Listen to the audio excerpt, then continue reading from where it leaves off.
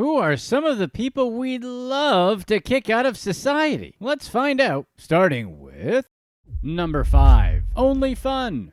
Former Colorado police officer Melissa Williams left her job as a police officer after her colleagues discovered that she moonlit as an OnlyFans model. Williams had only started the channel 18 months prior and only posted certain shoots she had with her husband.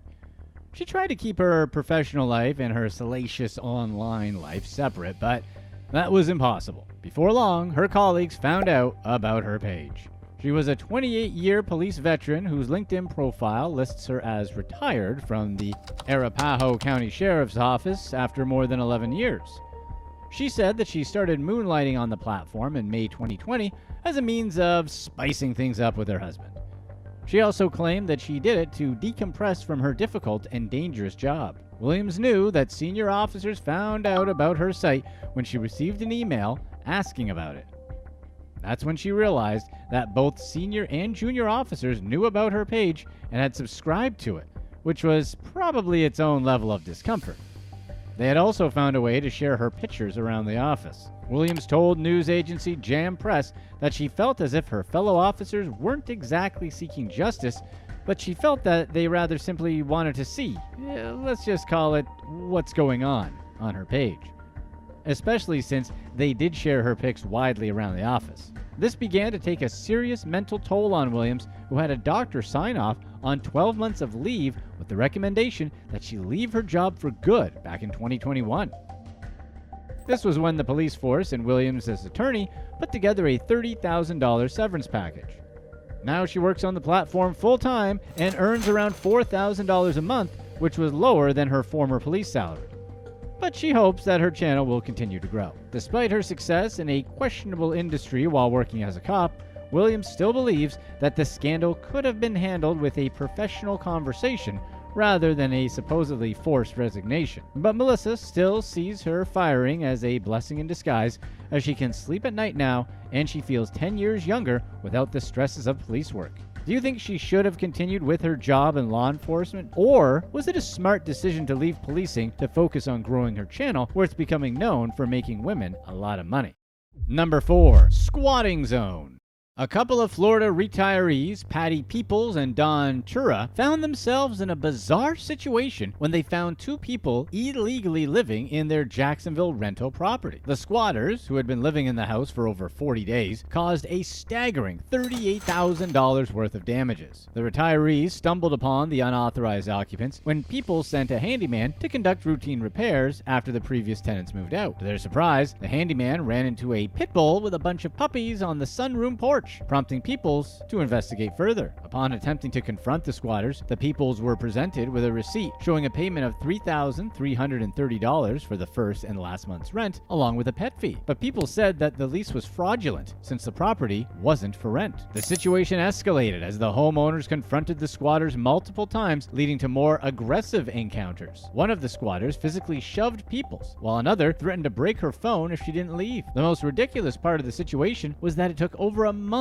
to evict the squatters legally. Upon regaining access to their property, Peeples and Tiura were met with a devastating sight. The squatters had caused excessive damage, including ripped drywall, smashed tiles, and doors torn off hinges, amounting to nearly $40,000 in destruction. The homeowners faced even more complications with insurance coverage. If the property was deemed unoccupied for 60 days, their insurance might not cover the damages. Furthermore, the retirees were unable to forcibly remove the squatters due to legal implications despite the destructive aftermath. The squatters could face felony charges for causing damages exceeding $1,000, which just seems so unbalanced, doesn't it? So someone can basically decide to move into a vacant house illegally, do $40,000 worth of damage, and only get hit with a $1,000 fine? Number 3, no declaration. A seemingly ordinary chicken sandwich ended up costing a New Zealand grandmother, June Armstrong, a whopping $3,300 in fines upon her arrival in Brisbane. The unexpected saga unfolded after Armstrong forgot to discard the sealed sandwich she had purchased at Christchurch Airport before her flight to Brisbane in May. The 77-year-old sandwich smuggler, unaware of the strict regulations, failed to declare the sandwich on the incoming passenger form. Obviously, she was up to something. nothing. So, security officers, after finding the illegal sandwich, told Armstrong she was getting a huge fine, completely flipping her out. Despite her attempts to appeal the fine within the 28-day period, automated responses led her to reluctantly pay the absurd amount, causing financial strain for her and her husband. Months later, the burdened grandmother's plight caught the attention of a mystery entrepreneur in New Zealand. Shocked by the severity of the penalty, the compassionate individual offered to reimburse Armstrong for the unjust fine. Expressing disbelief at the stressful situation, the unnamed entrepreneur said that no one should have to go through that stress for no reason, and that they were happy to help.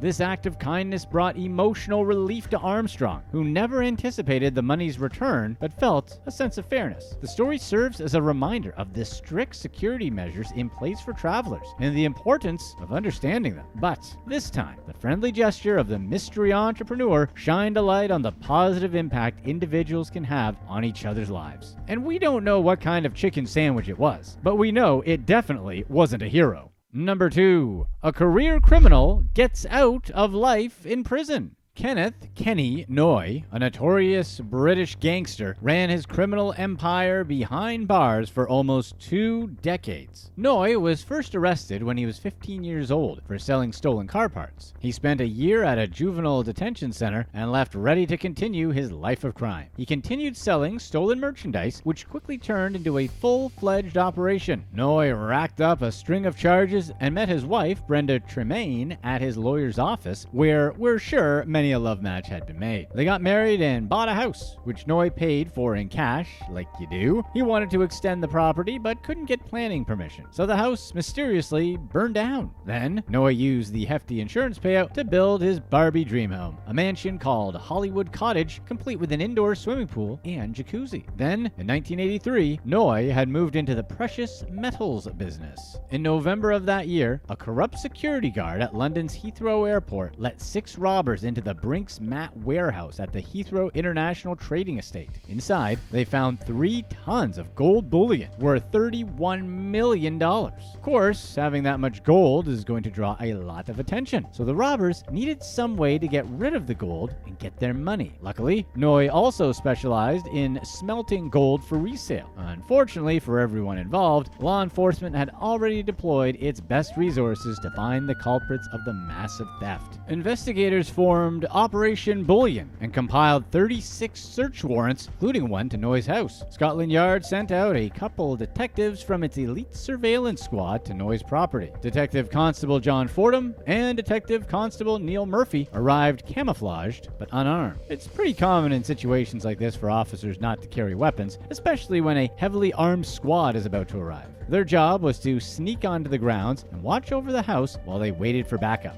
When they arrived, 3 of Noy's 7 Rottweilers freaked out, started barking, letting their owner know that intruders were on his property. That night, Brenda and Noy's co-conspirator in the robbery, Brian Reeder, also happened to be at Hollywood Cottage. Detective Murphy tried to get Detective Fordham to leave on account of the barking dog, but Fordham hung back anyway, while Murphy headed to the outer perimeter of the property. Accounts of what happened next vary. Murphy said he saw 3 figures standing over someone lying in the snow, with one of them pointing a shotty at whoever was on the ground, which was apparently Fordham. Noy said that he had thought an intruder was hiding in his bushes and was going to go after him. Rescue workers rushed Fordham to hospital, where he passed away. Officers arrested Noy, Brenda, and Reeder, but later dropped the charges against Brenda. It was likely that the group had already melted $12 million of the gold at Noy's house. Noy convinced the jury that he only went after Fordham in self-defense, and much to the outrage of the officers' co-workers, he walked free. But he wasn't as lucky during his next day in court. In 1986, a judge sentenced Noy to 14 years for conspiring to handle the stolen gold after he pleaded guilty to illegal smuggling. But even prison didn't slow down Noy's entrepreneurial endeavors. All he needed was access to a phone to help run numerous smuggling and fraud operations. 10 years later, Noy got out, but still couldn't stop himself from being criminal scum. While Noy was driving on the highway, he cut off the van that Danielle Cable was driving with her fiancé, Stephen Cameron, in the front seat. Cameron, seeing himself as king of the road, let his opinion of Noy Noy's driving be known. And Noy, taking exception to this opinion, got out of his car and stormed toward the van. Preparing for a verbal confrontation, Cameron stepped out of the vehicle as well. But Cameron didn't know that Noy had a knife on him. The confrontation took a turn for the worse, and Cameron ended up with puncture wounds in the heart and liver. Then Cameron struggled to get back to his fiancée and told her to write down Noy's license plate, then passed away. Noy had a friend scrap his vehicle and then headed as far away from the scene as he could get, which was apparently in Spain, where he started a new life. But when Brenda visited him 3 times in 1998, she unknowingly gave away his location to the police, who had been tracking her movements. They arrested Noy and brought him back to the UK. Noy appeared in court in 2000 and attempted to persuade the jury that he acted in self-defense, but nobody believed him this time. He received a life sentence with a minimum of 16 years served. Noy was eligible for release starting in 2015, but he failed 2 parole reviews as the reviewers believed he lacked control of his extreme emotions and was a danger to the public. In 2019, the parole board decided to release him, claiming he had gained control of his behavior and had shown signs of maturity. You would think that by the time someone turns 71, they're about as mature and chilled out as they're gonna get. The decision shocked Cameron's father, who thought Noy had fooled the parole board into thinking he had changed. What do you think? Is it possible that after a life of crime, Noy could be reformed? Or is he just going to head right back in? If you're enjoying this video, be sure to stay tuned right here to find out about this career criminal who called himself the Crypto King. Number 1. Rapper DaBaby throws a tantrum. Rapper DaBaby, whose real name is Jonathan Kirk, found himself dealing with even more legal problems. This latest chapter in his tumultuous rap sheet revolves around felony battery charges from an altercation during a music video shoot at a mansion in Los Angeles back in 2020. Gary Pager, the owner of the mansion, had initially rented the property to DaBaby for what was supposed to be a private vacation with 9 friends for an agreed-upon fee of $44,000. However, the situation took a turn when Pager said that DaBaby violated the terms of the agreement by converting the private residence into a music video set with 40 people, including a film crew. When Pager confronted the rapper, the encounter escalated, with Pager claiming he was viciously thrown to the ground by an associate and physically hit by DaBaby himself, resulting in severe injuries, which included a knocked-out tooth. DaBaby's legal troubles, however, go far beyond this specific incident. He was also facing charges related to an altercation with Wisdom, his signed artist, backstage at a concert in South Carolina. DaBaby supposedly also popped a cap in someone's leg, claiming they had trespassed on his property, which is an appropriate response. Moreover, earlier in the year, he was under investigation by a bowling alley altercation with the brother of his ex-girlfriend, Danny Lay. What has to top the list of incidents by DaBaby was him fatally shooting teenager Jalen Craig during a 2018 confrontation at a Walmart in North Carolina. DaBaby has always claimed he acted out of fear for his family's safety. He painted a scenario where he was approached by 2 young men who allegedly threatened him, flashed a firearm while he was shopping with his then partner and their kid. DaBaby claimed the shooting was justified in order to keep his family safe. His charges were dismissed in court and he escaped any prison time. However, new, never-before-seen exclusive footage uncovered by Rolling Stone 2022 showed DaBaby to be the aggressor, contradicting what DaBaby claimed in court. As for DaBaby's case with Gary Pager, that case is still yet to be resolved as of the release of this video.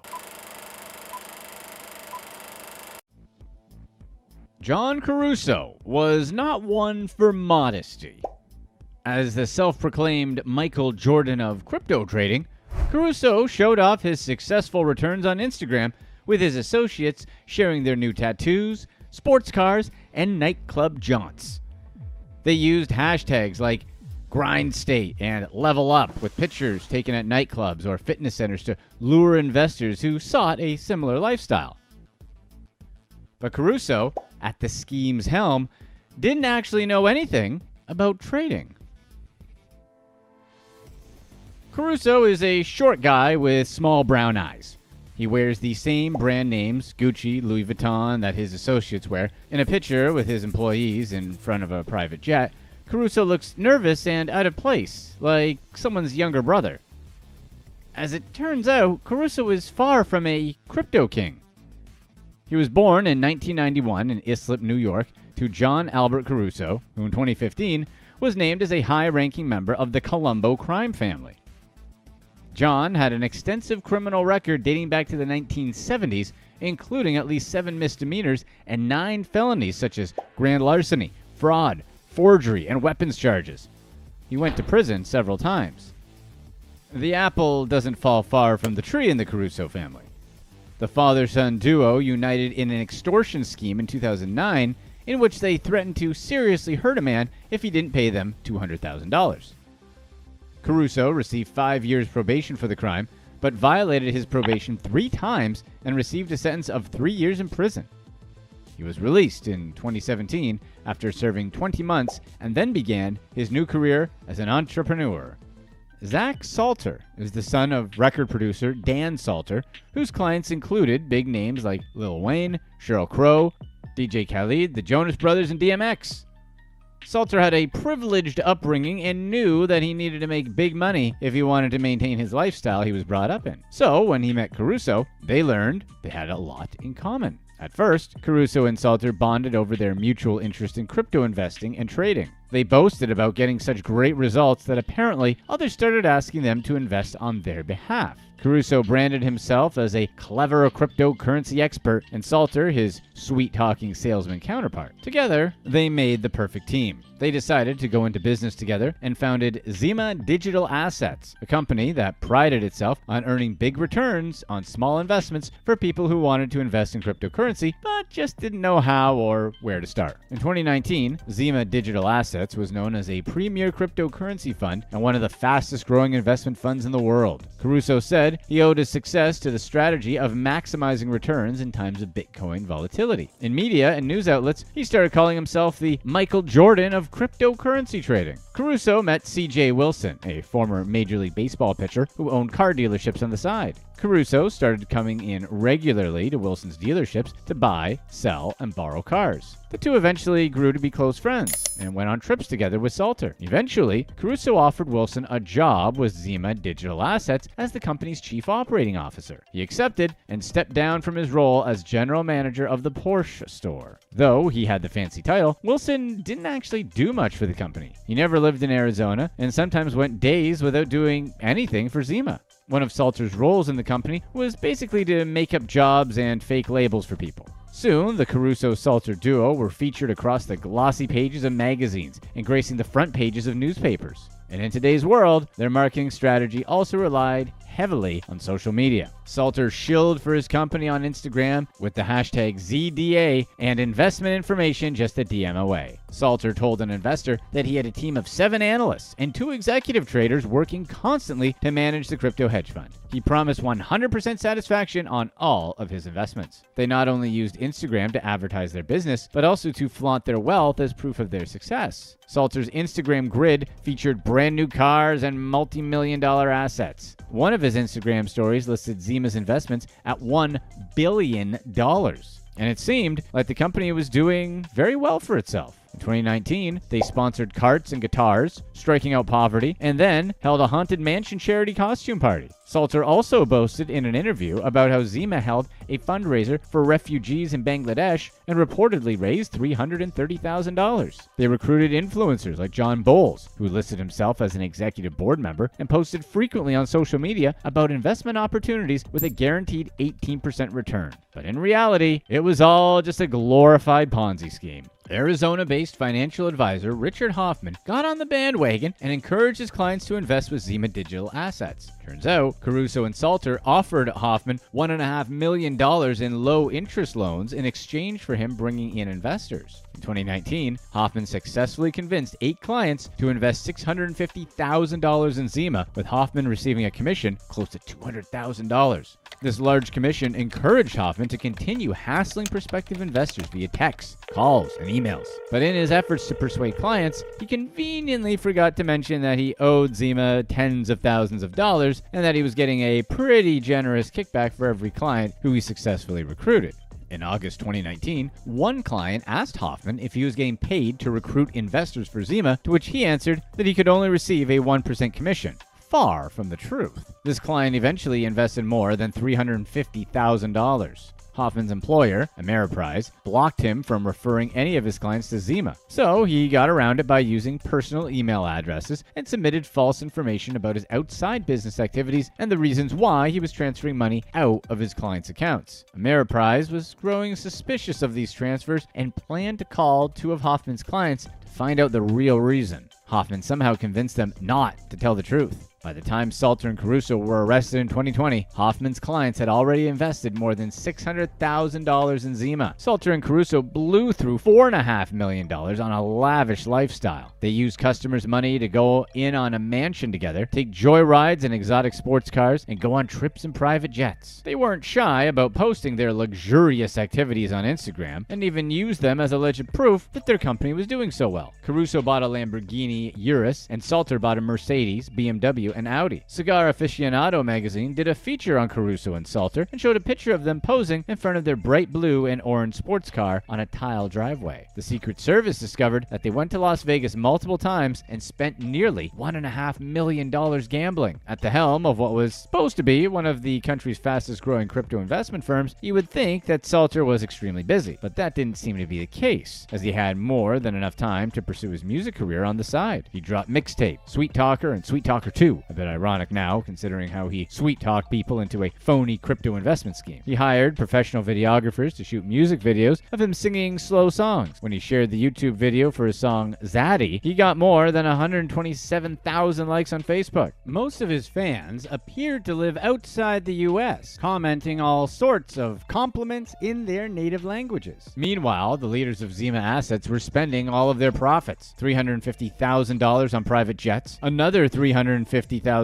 on luxury car rentals, $150,000 for Salter's Paradise Valley mansion rental. Records show Caruso reported a meager $22,000 in income in 2018, and Salter reported none. The math seems a bit off for people who blew $1.4 million on gambling in Vegas. Investigators found no proof that Caruso and Salter ever invested any money in cryptocurrency. Salter worked hard to manufacture the perfect reputation, one that painted him as a selfless soul, even while he was stealing the hard-earned money of so many of his clients. One magazine called him humble and praised how discreet he was about his involvement in charity. Salter liked to give off the air that he was a philanthropist who flew under the radar, quietly donating large sums of money without seeking the praise and recognition that goes along with it. According to him, giving back was one of his main purposes in life. He even got a tattoo after dropping out of college to remind him of his goal to feed the hungry. In a media interview, Salter bragged about Zima's consistent involvement in at least 3 to 4 charities at any given time. In January of 2022, the United States Secret Service arrested Salter and Caruso in Arizona on charges of conspiracy to commit wire fraud and money laundering. The feds started watching them as early as June 2019 after an investigator learned that Caruso was sending millions of dollars from Zima's business account to his own and then using the money for personal use. As soon as social media caught wind of the investigation, the internet detectives got to work digging up mountains of incriminating evidence. Users found pictures of Caruso and Salter on private jets,